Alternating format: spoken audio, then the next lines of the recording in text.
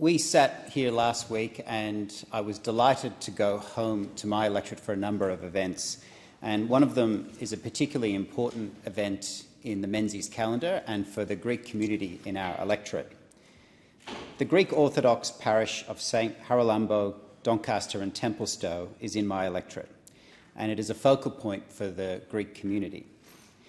It is named after St Haralambos, and the 10th of February is the feast of St Haralambos. So this is the church's key day, and it was an honour to join the priests of the church, the volunteers and the community there on the weekend. The parish priests are the Very Reverend Father Elias Kentrotis, and together with Father Manalius. They serve our community, they serve their parish, and I'm very grateful for what they do and the community leaders that they are. I was also joined by Matthew Guy, the member for Bulleen, Michelle Kleinert from Manningham Council, and Carly Lang, the Mayor of Manningham Council. I'd just like to say a few things about St Haralambos.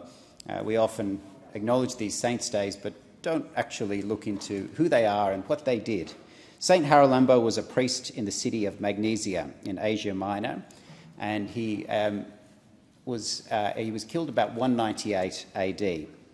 At the time, the emperor of the Roman Empire had appointed Lucius to govern Asia Minor, and Christians were persecuted throughout the period and throughout the region.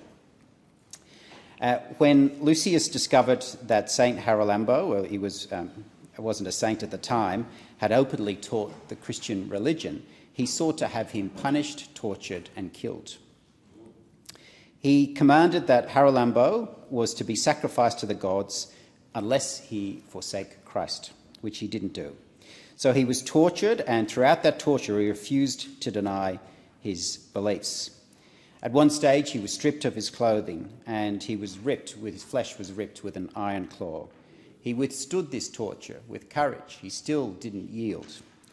One of the dukes became enraged and took the iron claw and began to aggressively rip into his flesh, and even then he didn't yield.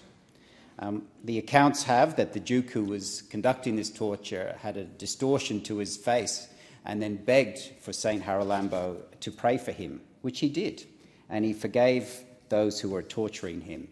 And it's a great lesson in forgiveness, even in the most brutal and torturous circumstances.